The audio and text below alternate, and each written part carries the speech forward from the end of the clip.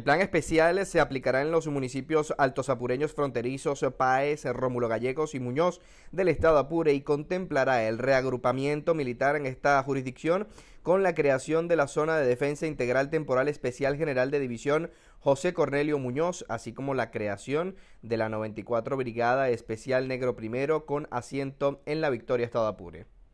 Por otro lado, y en correspondencia con la denuncia hecha a Padrino sobre esta estrategia de la que responsabiliza a Colombia y a Estados Unidos, José María Romero, alcalde del municipio Páez del estado Apure, denunció este domingo que los desplazados que se encuentran en Arauquita estarían siendo retenidos en la población colombiana para seguir manteniendo mediáticamente el ataque a la revolución bolivariana, dijo textualmente.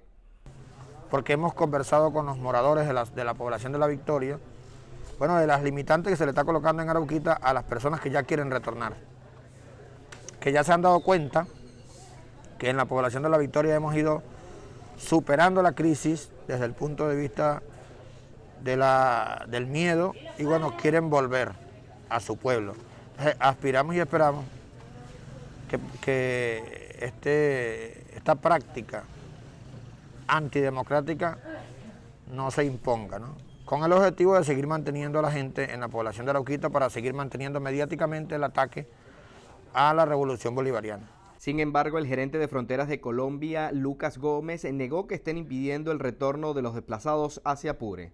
Enviar un mensaje muy contundente es que tampoco la vocación de Colombia es tener campos de refugiados en nuestro territorio. Nosotros eso no lo vamos a permitir, no lo vamos a promover, siempre atenderemos de manera humanitaria a las personas que lo necesiten, pero Colombia ha optado, como tú lo sabes, por una política migratoria incluyente, inclusiva y que habla de integración socioeconómica más de atención humanitaria, digamos, en el tiempo. Entonces ahí hemos hecho un trabajo muy grande en comunicarle a estas personas que lo que estamos haciendo es brindarle la mano en un contexto particular. Sobre estos hechos también se conoció este lunes que el Comité Internacional contra la Impunidad en Venezuela rechazó lo que a su juicio son crímenes en el Alto Apure y acordó solicitar una investigación in situ a la comunidad internacional acerca de los sucesos ocurridos en el conflicto armado que se desarrolla en la Victoria, estado Apure, desde el pasado 21 de marzo entre la Fuerza Armada Nacional y grupos irregulares armados disidentes de la guerrilla colombiana FARC. Las víctimas fueron identificadas como Lenín Noriega, de 30 años de edad, y Erickson Romano, de 28 años. Según versiones, el hecho ocurrió pasadas las 9 de la noche del 3 de abril, cuando uno de los fallecidos se encontraba manipulando la granada en un área denominada La Torre dentro del centro de reclusión. Noriega era proveniente del estado Yaracuy y cumplía una condena por porte ilícito de arma de fuego y homicidio. Por su parte, Romano vivía en el estado Lara y fue detenido en el 2017 por homicidio. El Observatorio de Prisiones de Venezuela considera que este evento forma parte de la decadencia del sistema penitenciario. Lo planteado en el documento de la Agenda de las Naciones Unidas para los Refugiados precisó que este índice se debe al ingreso de venezolanos que llegan a la isla huyendo de la crisis económica, política y social. El informe sostiene que esta situación se repite en Curazao, aunque la tasa de migrantes venezolanos es menor, solo el 10%. ACNUR no descarta para finales del 2021 que el número de venezolanos refugiados en Aruba, Curazao, República Dominicana, Guyana y Trinidad y Tobago sea superior a los 224.000 migrantes. Un tribunal local sentenció a los migrantes con una pena de 14 días hasta 6 semanas de prisión por violar el Tratado de Inmigración y de Salud Pública al intentar ingresar a la isla de forma ilegal. Eliomar Daniel Mialau Sotillo y Johansson José Jaimes Carpios fueron identificados como los líderes del grupo y también fueron acusados de ayudar e incitar a los demás a entrar ilegalmente en la isla y por conducir un carro sin el permiso correspondiente. Entre los migrantes se encontraban 5 hombres, 4 mujeres y 2 bebés, quienes fueron arrestados por no poder comprobar que ingresaron a la nación por los canales regulares. La medida prohibirá los vuelos humanitarios entre Madrid y Caracas a las aerolíneas Iberia y Air Europa. La compañía Plus Ultra será la única que podrá realizar viajes entre las dos ciudades, según lo determinó el gobierno español, quien otorgó 35 millones de euros para salvar la empresa de la bancarrota.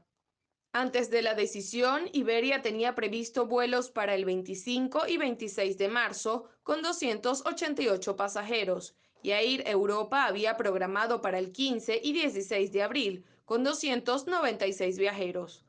A pesar del reciente cambio, se mantiene la medida de restringir los viajes de turistas. España solo recibirá a sus connacionales, personas residentes de la Unión Europea o que posean un visado tipo D. A través de su cuenta en Twitter, la rectora de la Universidad Central de Venezuela, Cecilia García Arocha, en nombre de los agremiados, solicitó la incorporación del personal que labora en las universidades venezolanas y que dicho sector sea considerado como priorizado dentro del esquema de vacunación. Insistió que se debe plantear la posibilidad de asignación de vacunas contra la COVID-19 para la comunidad universitaria, bajo la premisa que en el sector coexisten integrantes del sector salud, alimentación y servicios esenciales. En respaldo a este planteamiento, el sector de la Universidad Metropolitana Benjamín Sharikev precisó que esta acción se vuelve primordial para retornar a las casas de estudio. Y se debe establecer un plan de vacunación en el cual se prioricen los sectores de acuerdo a su importancia. Dentro de esos sectores, en la Asociación Venezolana de Rectores Universitarios, consideramos que debe incluirse al sector universitario. El funcionamiento de las universidades y nuestro retorno a los campus universitarios después de un año de trabajo a distancia es de primordial importancia para la recuperación de la sociedad venezolana. Dejen entrar las vacunas, vacunen a la población venezolana. El último reporte presentado por la Nación Sudamericana confirmó 31.359 nuevos pacientes. Con estos números, el total de infectados llegó a 12.984.956 desde que se presentaron los primeros casos. Las muertes acumuladas ya superan las 331.000 víctimas. Este domingo fueron reportadas 1.240. Según el balance de las autoridades y representantes sanitarios, las estadísticas de infecciones diarias en Brasil cayeron hasta los 64.000 contagios, luego de haber alcanzado un pico de 77.000 pacientes a finales de marzo. Todos los adultos pueden ahora recibir la vacuna hasta el 16 años de edad. En realidad, la vacuna es nuestra mejor herramienta para poner fin a la pandemia y a construir totalmente nuestra economía. Hoy estamos dando a conocer las directrices actualizadas de seguridad antes el COVID que priorizan protocolos esenciales, usar máscaras, mantener la distancia social y desinfectarse las manos. Seguir usando máscaras y vacunarse son las dos medidas más importantes para disminuir la propagación y eventualmente superar la pandemia. A nuestros residentes, por favor, los animo a que se vacunan. Una vez que se vacunan, asegúrense de comentarlos a sus amigos y familiares la importancia que tiene y ayúdenlos a hacer un plan para vacunarse. Debemos mantenernos unidos como lo hemos hecho en el pasado año para juntos llegar a la meta. Estamos anunciando hoy que comenzando el lunes adelante vamos a levantar toque de queda porque estamos con los datos mejorando y estamos listos con las protecciones que tenemos, seguir adelante más abierto. Pero tenemos que seguir usando las precauciones, las mascarillas, la distancia social y desinfección. Gracias.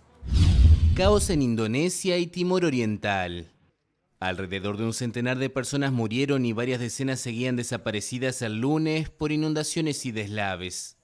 Las crecidas repentinas provocadas por lluvias torrenciales han sembrado el pánico, empujando a miles de personas a centros de acogida. El diluvio hizo desbordar los depósitos de agua e inundó miles de casas. Le pido a las personas que sigan las guías de los funcionarios en el terreno y que aumenten el estado de alerta por las inundaciones y deslizamientos de tierra causadas por el aumento extremo de las precipitaciones. Siempre presten atención a la alerta temprana de la agencia. Los deslizamientos de tierra y las crecidas repentinas son frecuentes en el archipiélago de Indonesia, sobre todo en la temporada de lluvias. Los activistas ambientales afirman que la deforestación favorece estos fenómenos. La Agencia Nacional de Gestión de Catástrofes estima que 125 millones de indonesios, o sea, alrededor de la mitad de la población del archipiélago, viven en regiones con riesgo de deslaves.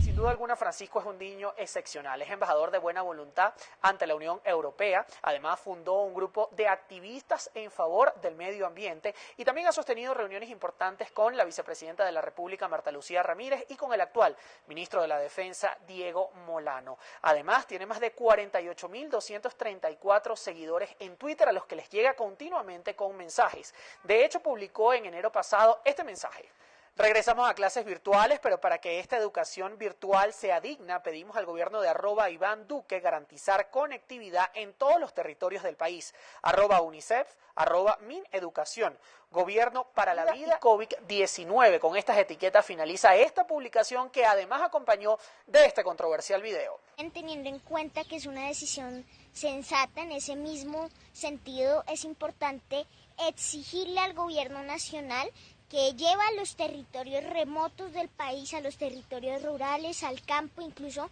a la propia Bogotá, donde en pleno siglo XXI, en plena capital del país, todavía niños no tienen acceso a la educación virtual ni al internet. Entonces, por eso, teniendo en cuenta esa situación y esa decisión tomada por el gobierno nacional, es importante que el gobierno nacional también implemente mecanismos de la virtualidad. Califico de controversial esta publicación porque debido a ella, Francisco recibió una amenaza de muerte de una cuenta no identificada. El presidente Duque pidió a las autoridades una investigación exhaustiva. Tuvimos la posibilidad de trasladarnos hasta la comunidad de Villeta, a 2 horas de la capital colombiana, en donde vive Francisco. Yo mismo le di el micrófono de BPI TV con la intención de que él nos cuente su opinión respecto a esta situación. Creo que fue una decisión muy sensata del presidente hace tiempo, hace como inicios de año, de poder tener a los niños en la virtualidad, porque creo que una forma de defender la vida es poder seguir trabajando virtual, ¿no? Pero asimismo, como celebré la posibilidad de que el presidente Duque haya dado una oportunidad para que la educación fuera virtual este año o a inicio del año, pues creo que también es necesario que se garantice la conectividad, ¿no? Pese a esa amenaza de muerte que recibió a través de las redes sociales, Francisco continuará con el activismo en materia ambiental. También nos comentó por qué le interesa tanto este tema. Principalmente es algo que me interesa, pues por el estar rodeado de semejante naturaleza. Aquí de fondo suena, como no, el río y las montañas y los pájaros. Es algo que uno le inspira realmente a poder seguir adelante en una causa tan hermosa como el ambiente, como la naturaleza y como la defensa de la vida. Hasta ahora las autoridades colombianas no han dado con los responsables de la amenaza de muerte que recibió Francisco en su cuenta en la red social Twitter. Sin embargo, él mismo nos dijo que continuará con su activismo social e igualmente con sus responsabilidades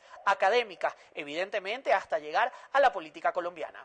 Con esta información me despido. Yo soy José Arnaldo Mujica para BPI TV desde Bogotá, Colombia. Lo expresado por el actual gobierno de Perú indica que las exigencias establecidas por la administración de Nicolás Maduro son imposibles de cumplir, entre las cuales destaca que Perú tendrá que garantizar el traslado de 19.711 electores hacia los centros de votación y anexar datos en una carta consular relacionados a los datos de cada vehículo, lista de pasajeros y rutas. Ante este escenario, Perú recordó que solo puede realizar una jornada electoral en un territorio extranjero si cuenta con una autorización previa del Estado receptor. La nota de reclamo también reveló que desde octubre de 2020 hasta febrero de 2021 han sido emitidas más de 10 notas a la Cancillería venezolana para gestionar las garantías físicas y sanitarias sin obtener respuesta. A través de un mensaje en Twitter, Jorge Arriaza, representante de la administración de Maduro, detalló que Venezuela siempre ha prestado su apoyo a las misiones diplomáticas en el país para organizar sus procesos electorales. Arriaza refutó lo planteado por Perú y responsabilizó al actual presidente Francisco Sagasti de pretender acusar a Venezuela de la negación del voto a sus electores. Explica el director general del Comité Internacional contra la Impunidad en Venezuela que en los enfrentamientos entre la Fuerza Armada Nacional Bolivariana y la disidencia de la FARC en la frontera del estado Apure, las partes en pugna han violado los convenios de Ginebra de 1949 y los protocolos adicionales de 1977, lo cual profundiza la crisis migratoria venezolana en la zona fronteriza debido al desplazamiento drástico y forzado de la población civil. Para que haya crímenes de guerra se requiere, primero, una confrontación armada. En segundo lugar, que se vulneren los convenios de Ginebra. Y allí ha habido saqueos, pillajes, ha habido detenciones arbitrarias, ejecuciones extrajudiciales, allanamientos a templos que están protegidos por el derecho internacional humanitario y también torturas, tratos crueles, inhumanos y degradantes. El defensor de los derechos humanos, conocido también por la defensa de las víctimas en la masacre del Amparo ocurrida hace 32 años, reveló que el Comité Internacional contra la Impunidad en Venezuela inició una investigación y documentación de los hechos de la Victoria y aprovechó para manifestar la preocupación del organismo por la extensión y prolongación del enfrentamiento en el Alto Apure, debido a la implementación del Decreto de Zona de Defensa Integral Especial. Finalizada la Semana Santa, el gobierno del presidente Iván Duque extremó las medidas para disminuir el aumento de los contagios de COVID-19. En aquellas ciudades donde la ocupación de las unidades de cuidados intensivos sea superior al 50%, se aplicará toque de queda. Es importante destacar que cuando hay una ocupación superior, por ejemplo, al 70%, el toque de queda será mucho más extenso en cuanto a la cantidad de tiempo. El ministro de Salud, Fernando Ruiz, explicó además cuáles son las recomendaciones para los colombianos. La comunidad es un autoaislamiento preventivo de 7 días. Aquellas personas que viajaron o familias que viajaron a zonas con altas tasas de contagio, se busca hacer un autoaislamiento responsable. No salir de casa si hay síntomas respiratorios, si ha tenido contacto con un caso sospechoso o si tiene una prueba positiva para COVID de los últimos 14 días. No visitar o evitar todas las visitas a familiares y amigos. En esta misma circular que emitió el Ministerio de Salud y el Ministerio de Interior, recomendaron a las autoridades locales que si tienen una ocupación superior al 50% dentro de las unidades de cuidados intensivos, también se active nuevamente el pico y cédula.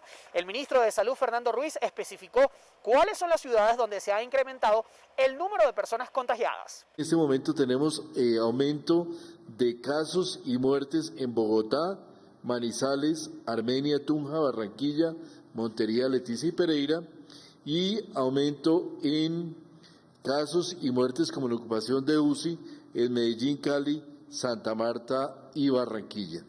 Por su parte, la alcaldesa mayor de Bogotá, Claudia López, agradeció al gobierno nacional la decisión que han tomado respecto a este tema y además también explicó cuáles serán las medidas que se tomarán a partir del día de hoy. Ahora, pico y cédula en Bogotá. Este fin de semana, el sábado, el domingo y el lunes, todos nos vamos a quedar en casa. Vamos a estar en cuarentena general en toda Bogotá, solamente estarán habilitadas las actividades estrictamente indispensables. Esas medidas serán para este próximo fin de semana. Sin embargo, el próximo martes se analizará el panorama y evidentemente se anunciará posibles nuevos cambios. También informó cuál es el porcentaje de ocupación en las unidades de cuidados intensivos en la capital colombiana. Llevamos una semana de crecimiento muy alto, se duplicó el nivel de positividad que estamos encontrando en las pruebas. Pasó de más o menos del 9-10% a estar entre el 20-22%. Y también se nos creció mucho la solicitud de UCIs en Bogotá, tanto para COVID como para no COVID, al tiempo. Eso hace que hoy estemos cerrando a 70% ocupación COVID. Bien, eran las declaraciones de la alcaldesa mayor de Bogotá, Claudia López, respecto a este tema. Estaremos nosotros muy atentos al desarrollo informativo respecto a estas nuevas medidas y los aumentos de los casos en la capital colombiana y en general en el país. Yo soy José Arnaldo Mujica para BPI TV desde Bogotá, Colombia. Los Juegos Olímpicos de Tokio no tendrán representación de Corea del Norte. El Comité Olímpico de ese país decidió no participar para proteger a los atletas de la crisis sanitaria mundial que ha generado el coronavirus. El régimen asegura que no se han registrado casos del virus en su territorio, pero los expertos lo ponen en duda. El anuncio es un jarro de agua fría a las expectativas de Seúl de aprovechar los Juegos para relanzar las negociaciones con Pyongyang, tal como ocurrió en los Juegos de Invierno que se desarrollaron en Corea del Sur en 2018. El acercamiento también con Washington se tradujo en 2 encuentros entre el dirigente y el entonces presidente estadounidense Donald Trump. Pero las relaciones están en punto muerto tras el fracaso de la última cumbre entre ambos en 2019. El presidente surcoreano Moon Jae-in había dicho que la máxima cita olímpica podría ser una oportunidad para el diálogo entre las Coreas, Japón y Estados Unidos. Sin embargo, las autoridades norcoreanas han declarado en varias oportunidades últimamente que no tienen interés en hablar con Seúl. Luego que en horas de la noche de este martes 10 partidos de oposición hicieran público un documento en el cual se plantea el relanzamiento de la Alianza Unitaria Estratégica enfocada en fortalecer la ayuda humanitaria por la acentuada crisis debido a la COVID-19 y alcanzar elecciones libres. Representantes de los partidos Acción Democrática y Un Nuevo Tiempo presentaron sus puntos de vista en torno a este acuerdo. Ambos coinciden que la articulación con los sectores de la sociedad civil y el área empresarial permitirá fluidez y transparencia en las decisiones que se tomen en pro de los venezolanos. Y esta plataforma tiene como objetivo precisamente fortalecer esos mecanismos de lucha de abajo hacia arriba para que los derechos civiles y políticos, como son las elecciones libres, y los derechos sociales, como es la ayuda humanitaria, y que las vacunas ingresen, estén articuladas tanto en la dirección política como en la toma de decisiones, lo que la hace diferente de otros ejemplos o de otros espacios que se han configurado, que esta alianza tiene su origen en el pacto firmado el 7 de septiembre del 2020, así como en la consulta popular que se realizó el 12 de diciembre del 2020. Por su parte, el representante del partido Un Nuevo Tiempo, Manuel Teixeira, también detalló que la plataforma reunirá las condiciones que les permitirán máxima articulación para exigir, accionar y garantizar los derechos. En función de arranque de 2 temas fundamentales. El primero, el humanitario. Un tema sensible de lucha para Un Nuevo Tiempo, que es un partido que nace de la lucha en las calles con los venezolanos, escuchando. Y sabemos que hoy, acompañándolos más allá del tema de los servicios públicos, el tema de la salud, es un tema de conversación recurrente entre todos los venezolanos. Por eso hoy, máxima articulación para exigir nuestros derechos y la vacunación masiva.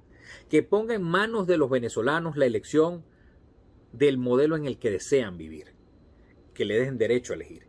Por eso hoy, máxima articulación, máxima consulta con todos aquellos sectores y factores que han decidido hoy unirse a esta plataforma en consulta permanente. Y por eso la creación de este acuerdo que se pone desde la Unidad Democrática, desde Un Nuevo Tiempo, al servicio del país. Además de los partidos Acción Democrática y Un Nuevo Tiempo, el comunicado fue suscrito por los representantes de Primero Justicia, Voluntad Popular, Encuentro Ciudadano, Causa R, Convergencia, COPEI, Movimiento por Venezuela y Proyecto Venezuela.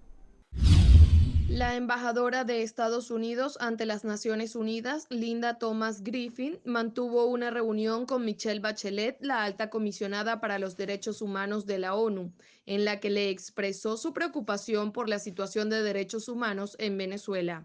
En la reunión virtual, la diplomática resaltó la importancia de responsabilizar a los culpables de las violaciones de derechos humanos en el país. En el encuentro también abordaron la situación de Birmania, China, Etiopía y Yemen. En Chile, el gobierno tiene previsto expulsar a 1.000 venezolanos en un periodo de 9 meses. Para llevarlo a cabo, se dispuso de 300 millones de pesos para contratar 15 vuelos privados. A su vez, se regresarán a su país a 800 migrantes colombianos. Y para esto se tiene previsto que 13 viajes lleguen a Caracas y 2 a Colombia. La decisión del gobierno chileno se hizo pública el 12 de marzo con el fin de programar los vuelos de los migrantes ilegales. El representante de la Organización Panamericana de la Salud también recordó que el rol de la organización es brindar asesoría a la nación sudamericana en torno a la atención por la COVID-19 y alegó que aún continúan los esfuerzos para el desbloqueo de los recursos de Venezuela en el exterior. Y las conversaciones continúan y los esfuerzos para desbloquear los recursos de Venezuela en el exterior están todavía en proceso, de tal manera que no se ha hecho el pago a COVAX para el acceso al mecanismo COVAX, y en ese sentido, una vez que se haga el pago y que estén disponibles las nuevas vacunas a través del mecanismo, sabremos qué vacunas estarían disponibles. Esas vacunas se ofrecen al país, el país evalúa la situación y decide aceptarlas o no. Este es un proceso que tiene su marcha en base a las negociaciones y conversaciones que se han realizado en Venezuela y que esperamos que continúen. Y por otro lado, respecto a la aplicación de las vacunas, continúa el proceso en Venezuela. La información es todavía la misma que se difunde a través de medios oficiales, de tal manera que nuestro apoyo es un apoyo operacional, de asesoría, y desde el punto de vista de la información no tenemos más que agregar que la información pública que está disponible en los medios. Minutos más tarde de estas declaraciones, la funcionaria del régimen Delcy Rodríguez señaló que aún continúan las conversaciones con la Organización Mundial de la Salud para concretar los acuerdos a través del mecanismo COVAX y permitir el ingreso al país de las vacunas que cuenten con el aval de la administración oficialista. Funcionarios del gobierno precisaron que para concretarlo deberán cumplirse dos condiciones. La primera es que el Estado logre disponer del número suficiente de vacunas para inocular a toda la población. Y la segunda, que los números de hospitalizaciones se mantengan bajos y estables. El objetivo de levantar todas las restricciones aplicadas para contener la pandemia de la COVID-19 y reabrir su economía está contemplado para el próximo 15 de junio. El uso obligatorio de mascarilla, por ejemplo, continuará en efecto durante un buen tiempo y los grandes eventos cerrados como congresos o recitales deberán realizarse requiriendo vacunación previa y en ambientes controlados. Los manifestantes en contra del golpe de Estado protestaban en la ciudad de Shanghái cuando fueron reprimidos por los militares. Entre las víctimas se encuentra un transeúnte que no estaba participando en la concentración. La Asociación para la Asistencia de Presos Políticos contabiliza 580 muertos en protestas desde el golpe de Estado ocurrido el 1 de febrero. A pesar de la represión, los birmanos salen cada día a manifestar. El general Min Aung Hlaing, frente a la junta militar, expresó que los birmanos han tratado de paralizar la economía, los hospitales y las fábricas. Debido a la contingencia que se ha presentado durante los últimos días en la frontera entre Colombia y Venezuela, en el departamento de Arauca y en el estado Apure, han aumentado la cantidad de personal de esta institución. Además, también informó que han detectado que las personas que se encuentran desplazadas en este momento no tienen intención de permanecer en el territorio colombiano. Por ello, los planes de atención son de carácter temporal. Lamentablemente, y como no es la primera vez que sucede, hay una oscuridad, una falta de transparencia en lo que está sucediendo. Es un país que lamentablemente ha tolerado, digamos, presencia de organizaciones terroristas y la situación está bastante compleja. Eso ha determinado la movilidad de más de 5.000 personas desde Venezuela hacia Colombia, en donde no solo se trata de personas venezolanas, sino también de colombianos. Se tratan de familias completas, son más de 1.000 familias completas con alta presencia de menores. Es importante el llamado a la comunidad internacional y el llamado a atención en el sentido de que tienen que cesar esas acciones que han generado además muertes y están afectando a población civil que nada tiene que ver con la situación que se presenta en Venezuela. Vamos a seguir con las medidas de auxilio, pero son medidas temporales y no se trata de personas que tengan ánimo de permanencia en Colombia, sino que buscan regresar hacia su país. Recientemente, la Fiscalía General de la Nación aseguró que desde el año 2016 y hasta el año 2020 han aumentado considerablemente los hechos delictivos cometidos por ciudadanos extranjeros. Esto fue lo que dijo Juan Francisco Espinosa frente a este tema. Cuando vemos que en efecto hay un crecimiento, de acuerdo con la Fiscalía General de la Nación, de cerca del 1.300%, lo que tenemos que revisar inmediatamente es cuál ha sido el comportamiento entre el 2016 y el 2020, precisamente la fecha en que se argumenta ese crecimiento del 1.300%.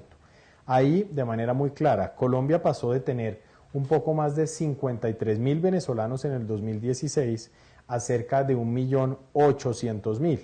Eso quiere decir que creció 33 veces más. Eso quiere decir en términos porcentuales casi el 3.200% de crecimiento. Entonces, cuando uno pondera o compara el crecimiento del delito, que es inaceptable, con el crecimiento de la población migrante, pues definitivamente hay un descalce, con lo cual reiteramos el mensaje. La explicación de la criminalidad no es la migración. Lo que sí es absolutamente preciso es que hay incidencia o participación del migrante, cosa que sucede en los procesos migratorios, y tiene que ser absolutamente rechazado y tiene que tener consecuencias jurídicas. Respecto a la implementación del Estatuto Temporal de Protección al Migrante Venezolano, informó que durante más de 5 días recibieron 494 observaciones. También indicó cuándo tendrán posiblemente este documento definitivo. Producto de estas observaciones, ahora nosotros tenemos que dar respuesta a todos y cada una de ellas, es decir, cada observación o pregunta que se generó tiene que tener su respuesta. En eso estamos, todo el equipo jurídico está trabajando de manera juiciosa, muchas horas en el día, varias horas en la noche, precisamente para dar respuesta. Y producto de todos estos comentarios se nutre ese proyecto de resolución y se expide. ¿Cuándo se espera que se expida? A finales de esta semana o principios de la otra. Debido a la posibilidad de un tercer pico epidemiológico, informó que los extranjeros que decidan llegar a Colombia durante los próximos días deberán presentar en el aeropuerto su prueba negativa de PCR en forma obligatoria. Los nacionales de este país y los que tengan residencia acá en Colombia pueden optar por permanecer 15 días en aislamiento voluntario. La autoridad local precisó que esta sería la primera denuncia realizada ante los cuerpos de seguridad del municipio, a pesar que en las redes sociales han sido publicados relatos de mujeres que supuestamente fueron intimidadas y atacadas en zonas al este de Caracas por hombres vestidos de negro. El único caso formalmente denunciado en el municipio Chacao que haya ocurrido en los últimos meses. No tenemos otras denuncias. Nuestra Plaza Altamira cuenta con funcionarios policiales y funcionarios de seguridad ciudadana las 24 horas. También es muy importante recalcar lo siguiente. Hace un par de meses hubo un caso de acoso dentro de un centro comercial que no guarda relación con este caso y el acosador fue detenido y presentado. Ante este panorama, diversas ONGs y grupos de defensores de los derechos de las mujeres piden que se mantenga la alerta morada en toda Caracas e instan a los potenciales víctimas a denunciar casos similares. El gerente de Fronteras, Lucas Gómez, realizó una visita a Arauquita, en donde constató la situación que se está presentando actualmente y también participó en un puesto de mando unificado con representantes de los 3 niveles de gobierno. Igualmente informó cuántas personas han dado positivo a COVID-19 en estos albergues. Aquí estamos haciendo una coordinación, revisando absolutamente todos los detalles que circunscriben la atención humanitaria de emergencia que se está dando a la población que ha llegado huyendo de los enfrentamientos del otro lado de la frontera. Frente a la actualización de casos de COVID, quiero decirles que hemos avanzado en la identificación de 19 casos positivos que desafortunadamente dieron positivos para COVID. Pero se ha procedido con todo el tema de aislamiento preventivo, con todos los elementos de bioseguridad para evitar que hayan contagios superiores y que esto genere una alerta para el municipio de Arauquita, para el departamento de Arauca y para todos los colombianos. Seguiremos trabajando de manera coordinada con el departamento de Arauca, con el municipio de Arauquita para encontrar las mejores soluciones para avanzar en el retorno seguro y voluntario de esta población a Venezuela. Me despido comentándoles que ambas autoridades fueron enfáticas en que los planes que se han desplegado en la frontera entre Colombia y Venezuela, en Arauquita principalmente, son de carácter temporal debido a que las personas tienen la intención de regresar a Venezuela cuando los niveles de violencia evidentemente disminuyan. Manuel, con esta información me despido. Yo soy José Arnaldo Mujica para BPI TV. Las detenciones de inmigrantes indocumentados en la frontera entre Estados Unidos y México alcanzaron en marzo su mayor nivel mensual en 20 años, al aumentar 71% respecto a febrero, según informaron fuentes oficiales estadounidenses. El mes pasado, los agentes de la Oficina de Aduanas y Protección Fronteriza de Estados Unidos interceptaron a más de 172,000 indocumentados en la frontera, de los cuales 18,890 fueron menores, procedentes de Centroamérica, que llegaron solos y cuyo número se incrementó un 100% respecto a febrero. Estos datos, anunciados por fuentes oficiales del gobierno estadounidense, evidencian la gravedad de la crisis migratoria en la frontera sur de Estados Unidos, donde la llegada de indocumentados no ha dejado de aumentar desde que el presidente de Estados Unidos, Joe Biden, asumió el poder en enero. El líder del gobierno afirmó que cada día 316 personas son baleadas, por lo que la violencia armada en el país representa una epidemia y una vergüenza internacional. Biden hará frente a las armas que son hechas en casa o son compradas por partes y luego ensambladas porque no contienen cereal, por lo tanto son más difíciles de rastrear. Por su parte, las empresas deberán hacer una búsqueda de antecedentes de los compradores. También tenemos que pedirle al Departamento de Justicia que produzca un informe anual que ayude a diseñar políticas para frenar el control de armas tal como es hoy, no como era ayer. El otro cambio, debemos tratar las pistolas modificadas con estabilizadores con la seriedad que esto merece. Básicamente, estos estabilizadores le dan mucha más precisión a estas armas, le dan la efectividad de un rifle. Son mucho más letales, son como un rifle de cañón corto. A su vez, informó que la violencia en las comunidades negras ha aumentado, por lo que el homicidio se ha vuelto la primera causa de muerte en personas de color de entre 13 y 23 años de edad. Unos 2.000 manifestantes anti-Vox y la policía protagonizaron fuertes choques durante el acto del partido celebrado al aire libre en Vallecas, un barrio en el sur de la capital española que suele votar mayoritariamente a la izquierda. Tras entonar cantos antifascistas, los manifestantes lanzaron piedras y otros objetos contundentes contra los agentes, quienes lo reprimieron con cargas y porrazos. Por los hechos fueron detenidos 4 personas, 3 de ellas menores de edad, según le indicaron a la AFP. Transeúntes, vehículos, trabajadores y todo el país se detuvo 2 minutos para recordar a los judíos que murieron durante el Holocausto en Alemania durante la Segunda Guerra Mundial. El presidente israelí Reuven Rivlin aseguró que el recuerdo del genocidio da forma a la identidad de la población y el país entero. Por su parte, los diputados en su próxima sesión leerán los nombres de las personas fallecidas en aquella época. La investigación determinó que los menores de edad pasan su tiempo en Internet en 5 grandes clasificaciones: videos en línea, redes sociales, videojuegos, aplicaciones de educación y aplicaciones de comunicación. En este último, la plataforma más usada es WhatsApp, pero en el que invierten más tiempo es Zoom. El informe se realizó con la participación de 100.000 familias con hijos de entre 4 y 15 años en España, Estados Unidos y Reino Unido. Se determinó que el tiempo promedio en las aplicaciones de redes sociales es 76% más alto que en 2019.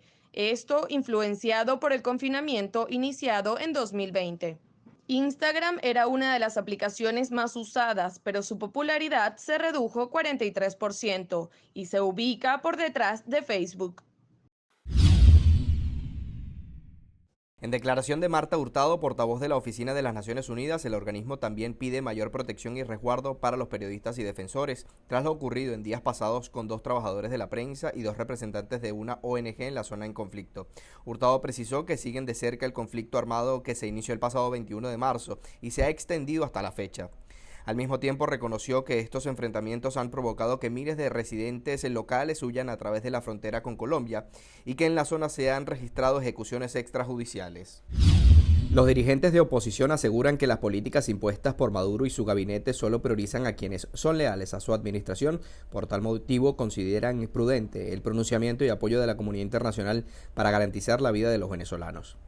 La correspondencia tiene un solo propósito: exigir la cooperación internacional toda para que entre a Venezuela una vacuna para el COVID para los venezolanos, sin politización y cumpliendo los criterios humanitarios. Y si en algún momento era necesaria la rebelión, si en algún momento para los venezolanos en estos últimos 22 años se legitimaba la desobediencia civil, es ahora, cuando se impide la entrada de un auxilio humanitario. Al mismo tiempo desestimaron los alegatos presentados por funcionarios de Maduro en cuanto a las sanciones impuestas por Estados Unidos y la Unión Europea. Agregaron que los posibles acuerdos entre el régimen y países como China, Rusia y Cuba no son soluciones a la crisis sanitaria que atraviesa Venezuela. En el caso de Venezuela somos 27 millones de habitantes. El régimen dijo que iba a traer 10 millones de vacunas de las rusas, no ha traído ninguna. Ofreció este lunes que iba a comenzar a vacunar a los adultos mayores de 60 años tampoco ha llegado. De verdad es injusto que utilicen simplemente la discriminación política cuando los trabajadores de la salud apenas han vacunado el 20% y de las muertes que han ocurrido en el país el 25% es de los trabajadores de la salud. Las redes sociales se inundaron de denuncias este viernes por la acción de la Policía Nacional Bolivariana al suspender una jornada de vacunación contra la COVID-19 en el Hospital Vargas de Caracas. Los beneficiarios serían los integrantes del personal médico del recinto de salud. Los afectados sostuvieron que los funcionarios no les dieron mayores explicaciones sobre los motivos de la medida. El gobierno francés recomendó no inyectar la segunda dosis de AstraZeneca a los pacientes menores de 55 años debido al riesgo de trombosis, por lo que anunció que la segunda inyección será de Pfizer o Moderna. El ministro de Sanidad, Oliver Véran, aclaró que cerca de 500.000 ciudadanos, en su mayoría personal médico, deberán adaptarse a un nuevo plan de vacunación. La policía en Noruega sancionó a la primera ministra por celebrar su cumpleaños número 60 durante 2 noches con la presencia de más de 10 personas. Solberg no pudo asistir la primera noche en el restaurante, pero luego acudió a la reunión realizada en una residencia en la localidad de Halo. Sin embargo, las autoridades consideran que ella fue la organizadora de ambos festejos, por lo que le impusieron una penalidad. Por su parte, la primera ministra se defendió, argumentando que no sabía que una reunión familiar de 10 personas era considerado un evento, aunque admitió que no ha cumplido del todo con las normas que su propio gobierno ha promulgado. El ministro de Asuntos Exteriores ucraniano, Dmitry Kuleba, informó a una agencia de noticias que el país no tiene intenciones de iniciar una guerra con Rusia, tras el conflicto que se ha presentado en las últimas semanas en la frontera entre ambos países. A su vez, descartó que el país esté planeando una escalada o un plan militar para defenderse ante Rusia, por lo que enfatizó que apuestan por una solución diplomática y pacífica de la disputa. Kuleba señaló que Rusia ha movilizado sus tropas hacia la zona limítrofe con un fin propagandístico que tiene sus inicios en 2014. En las próximas semanas, Estados Unidos está considerando enviar buques de guerra al Mar Negro en una muestra de apoyo a Ucrania, en medio de la creciente presencia militar de Rusia en la frontera oriental de ese país. La Marina estadounidense opera habitualmente en ese mar, pero un despliegue de buques de guerra del país enviaría un mensaje específico a Moscú de que Estados Unidos está observando de cerca los movimientos en esa zona. Washington debe notificar con 14 días de antelación su intención de entrar con buques en el Mar Negro en virtud de un tratado de 1936 que otorga a Turquía el control del estrecho para ingresar en la zona, y se desconoce si ha comunicado ese movimiento. El módulo Soyuz MS-18 con 3 astronautas, 2 rusos y un estadounidense, se acopló a la Estación Espacial Internacional ISS durante una misión en homenaje al 60 aniversario del envío del primer hombre al espacio, Yuri Gagarin. Según imágenes difundidas en directo por la NASA y Roscosmos, el módulo se acopló a la ISS a las 11:05 hora local, 2 minutos antes de la hora programada. Para la ocasión, el lanzador estaba decorado con el perfil en blanco y azul de Gagarin, su predecesor, cuyo legendario vuelo se remonta al 12 de abril de 1961. Iniciamos con las noticias más importantes del mundo del espectáculo. Hoy se dio a conocer la lamentable pérdida del príncipe Felipe Edimburgo en el castillo de Windsor, residencia de la Casa Real, esposo de la reina Isabel II a sus 99 años de edad, tras encontrarse muy indispuesto de salud. Su Majestad, la reina Isabel II, ha anunciado con profundo dolor el fallecimiento de su querido esposo.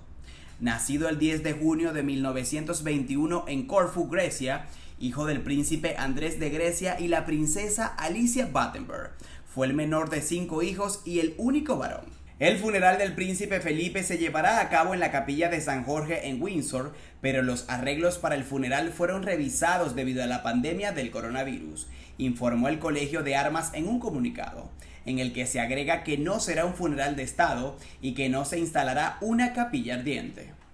Por mencionar cosas importantes del príncipe, podemos destacar que Felipe fue duque de Edimburgo y consorte de la reina Isabel II desde 1947.